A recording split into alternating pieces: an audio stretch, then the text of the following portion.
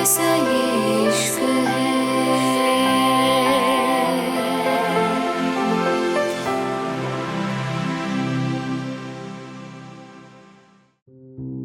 अहाना पूरी तरह से थकी हारी, बेसुध अर्जुन के कंधे से सर टिकाए सो रही थी।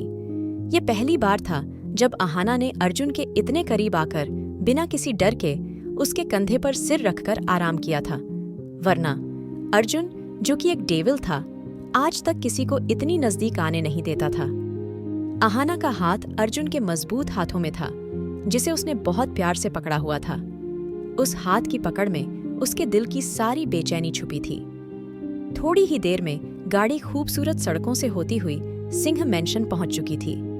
अहाना की आंखें खुल चुकी थीं, लेकिन उसने न तो अर्जुन का हाथ छोड़ा था और न ही अपना सिर उसके कंधे से हटाया था। जैसे ही गाड़ी रुकी, अहाना थोड़ी दूर हुई और गाड़ी से नीचे उतर गई। उसकी बॉडी में दर्द था, लेकिन ये दर्द प्यार का था जो अर्जुन ने उसे दिया था। इसीलिए वो दर्द में भी मुस्कुरा रही थी। अर्जुन ये अच्छी तरह जानता था कि अहाना को दर्द हो रहा है, इसलिए वो धीरे धीरे उसके पास आया और उसे गोद में उठा लिया। अहाना डरते हुए बोली, अर्जुन, मैं चल जाऊंगी ना? प्लीज, मुझे ऐसे अच्छा नहीं लग रहा। अर्जुन ने उसकी तरफ देखा। उसकी नीली आंखों में डूबते ही अहाना ने अपना सिर उसके सीने में छिपा लिया। अर्जुन को अहाना की ये मासूम हरकतें बहुत प्यारी लगने लगी थीं। वो जानता था कि अहाना बस एक नाजुक सी बच्ची है, जिसे सिर्फ प्यार और सहारा चाहिए था। अर्जुन को पता था कि वो बेड पर कभी कभी थोड़ा ज्यादा वाइल्ड हो जाता है, जिससे अहाना को थोड़ा झेलना पड़ता था, लेकिन ये सब उसका प्यार था, जिसे अहाना भी महसूस करती थी। बारिश फिर से धीरे धीरे होने लगी। अहाना ने धीरे से कहा, लगता है आज बारिश पूरी बरसेगी, शायद रुकेगी नहीं।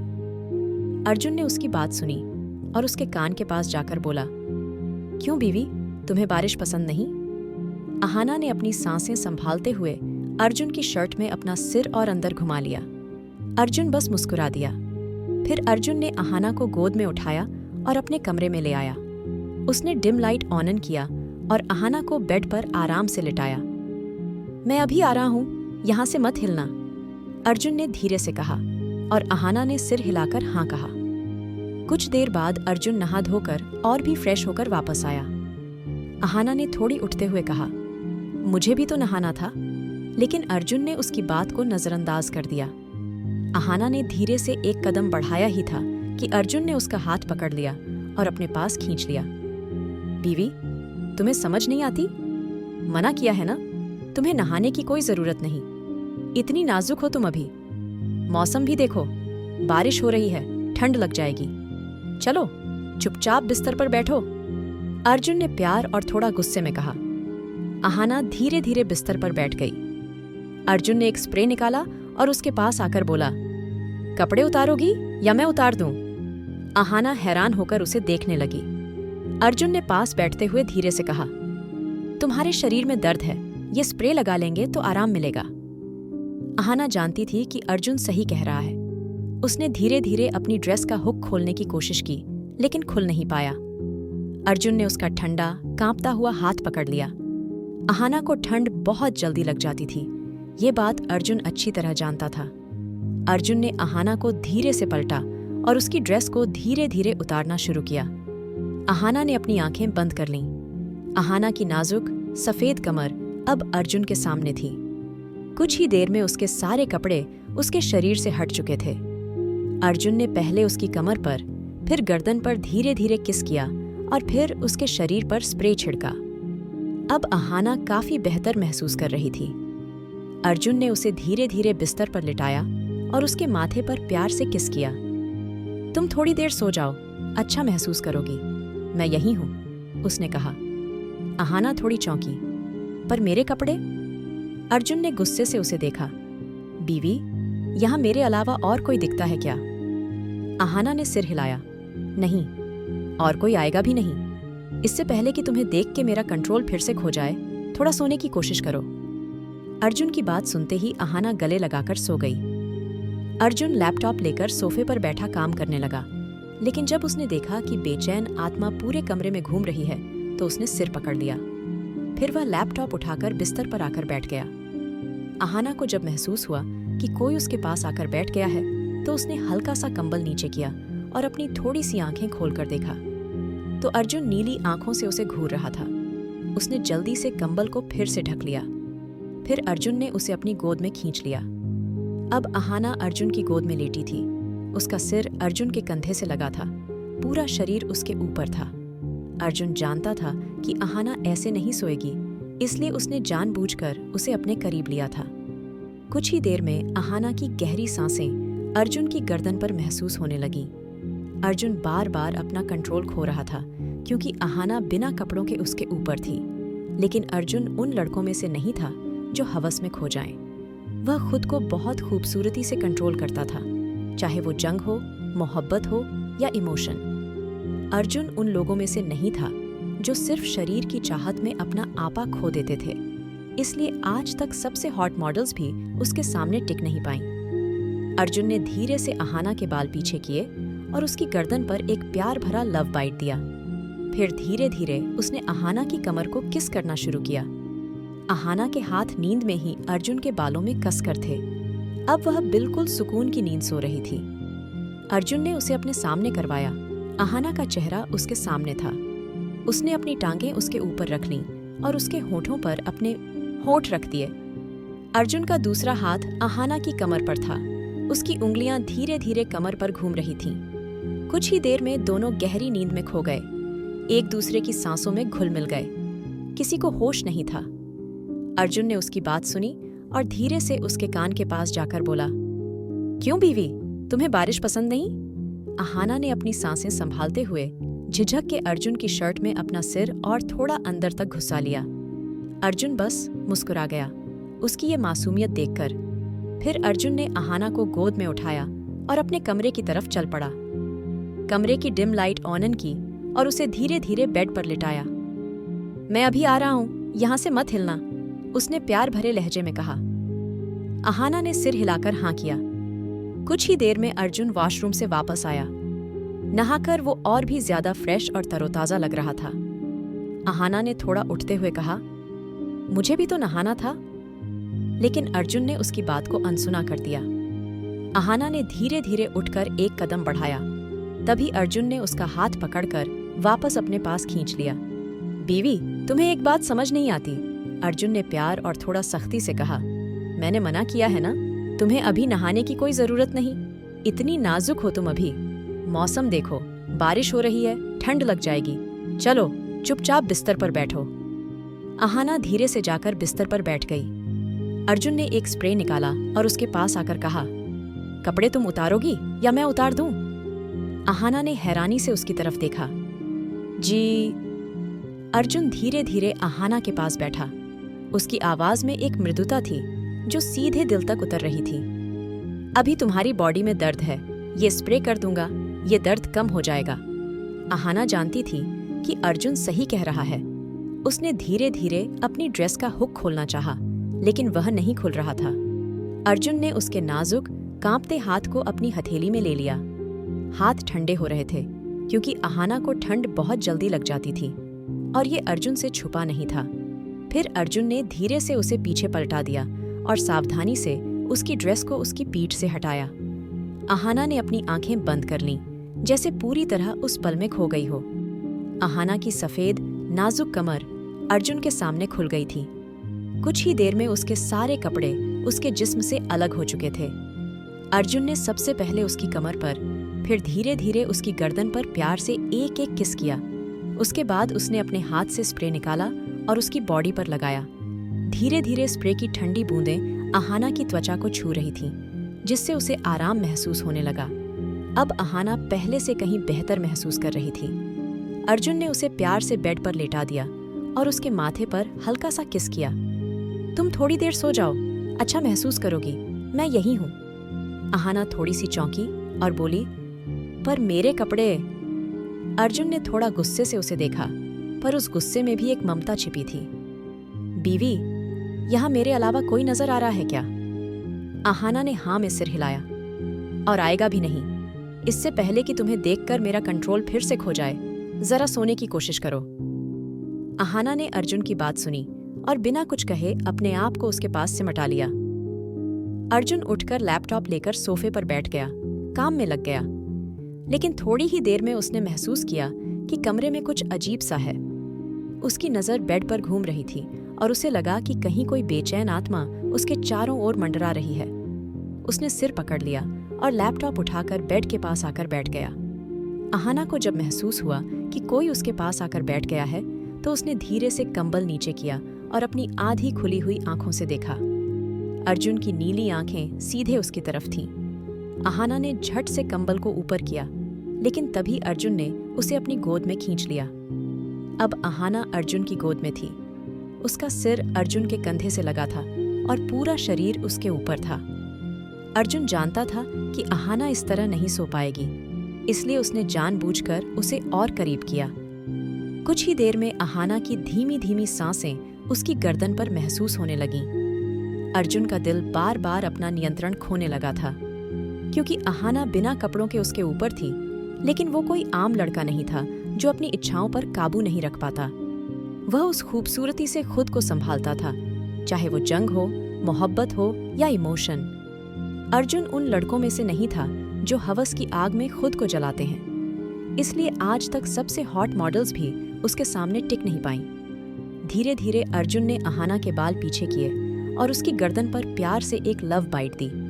फिर उसने प्यार से अहाना की कमर को चूमा शुरू किया।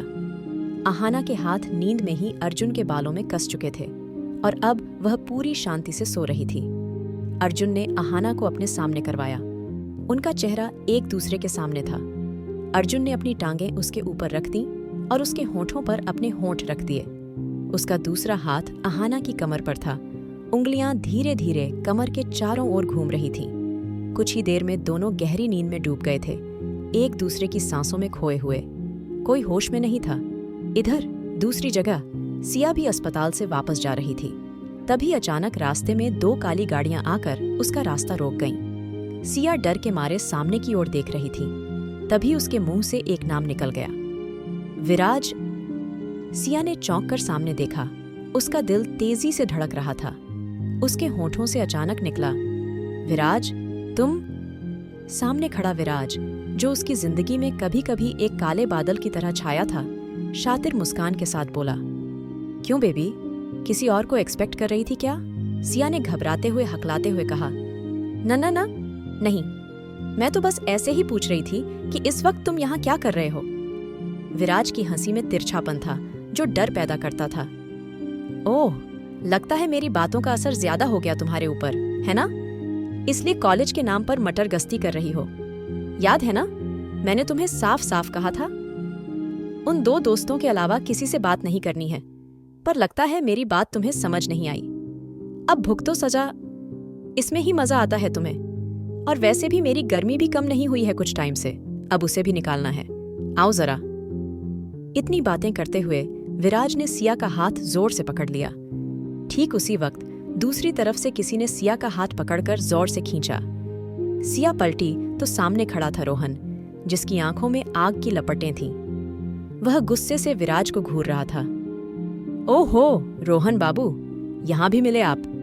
मुझे तो लगा था तुम्हारी खातिरदारी अलग से करनी पड़ेगी, क्योंकि तुम्हारी वजह से ये सब हुआ है। अब बेचारी मासूम सिया को मेरा टॉर्चर झेलना पड़ेगा, है ना सिया? विराज ने मटकाकर सिया की तरफ देखा। सिया चीख पड़ी, रोहन प्लीज यहाँ से जाओ, ये बहुत बुरा है, तुम्हें यहाँ अकेले नहीं आना चाहिए था। रोहन ने उसकी आंखों में देखते हुए कहा, आई लव यू सिया, मैं तुम्हारे साथ कोई टाइम पास नहीं करता, सच कह रहा हूँ, इसलिए प्लीज आज मुझे मत रोको। सिया के माँ बाप पहले ही इस दुनिया में नहीं थे। विराज की निगाहें पहले से ही सिया पर टिकी थीं। मौका पाकर वह सिया पर अपना हक जताने लगा था। उस वक्त सिया के कोई रिश्तेदार भी उसका साथ नहीं दे रहे थे। विराज के अलावा सिया के पास कोई सहारा नहीं था। विराज पहले से ही सिया के पीछे पागल था। दिन रात अपने घर में सिया को देख देख कर वह पागल हो चुका था। सिया ने उसकी मदद से अपनी MBBS की पढ़ाई पूरी की थी। जब वह काबिल हो गई कि अपना खर्चा खुद उठा सके, तभी उसने अपना घर बदल लिया था। लेकिन विराज ने उसे अपनी नजरों से दूर नहीं जाने दिया था, हमेशा उसके पीछे पड़ा रहा। अगर सिया उसका विरोध करती तो वह उससे पैसे वापस मांगता, और जब सिया पैसे देती तो वे बढ़ा देता। सिया जानती थी कि उसके पास अब विराज से बचने का कोई रास्ता नहीं था, इसलिए वह सिर झुकाकर उसकी हर बात मानती रहती थी। लेकिन आज बात कुछ अलग थी। रोहन की आंखों का गुस्सा कुछ और ही बयान कर रहा था। विराज चिल्लाया, देख क्या देख रहे हो, खत्म कर दो इसे। इतना कहते ही उसके पीछे खड़े लड़कों ने हाथों में बैट उठाए और रोहन की तरफ कदम बढ़ाने लगे। थोड़ी ही देर में वे सब रोहन को घेर चुके थे। सिया चीख चीख कर बोली, प्लीज प्लीज उसको छोड़ दो, उसकी कोई गलती नहीं है। प्लीज, मैं वही करूंगी जो तुम कहोगे, मैं स्वीयर करती हूँ। विराज, डोंट टच हिम प्लीज। विराज ने ठहाका लगाया, अरे मेरी जान, ये तो वही हो गया जादूगर की जान चिड़िया में। अब चोट वहां लगेगी, दर्द यहाँ होगा। क्या देख रहे हो, मारो इसे। विराज के इस कहने पर सब लड़के रोहन पर टूट पड़े। शुरुआत में रोहन अकेले ही लड़ता रहा, लेकिन इतने लोगों के सामने उसकी हिम्मत जवाब देने लगी। थोड़ी ही देर में उन लड़कों ने उसे पीट पीट कर जमीन पर पटक दिया। सिया चीखती रही, उसकी आंखों से आंसू बह रहे थे, लेकिन रोहन का खून सड़क पर बिखर चुका था।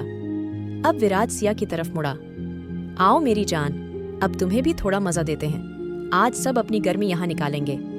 सिया चीख उठी, नहीं, प्लीज नहीं। लड़के हवस भरी निगाहों से सिया की तरफ कदम बढ़ा रहे थे। सबसे पहले एक ने सिया का दुपट्टा जोर से खींचा। सिया ने तेज चिल्लाई, रोहन प्लीज उठ जाओ प्लीज। लेकिन रोहन, जो होश में नहीं था, क्या कर सकता था। तभी दूसरे आदमी ने सिया के कपड़े साइड से फाड़ दिए।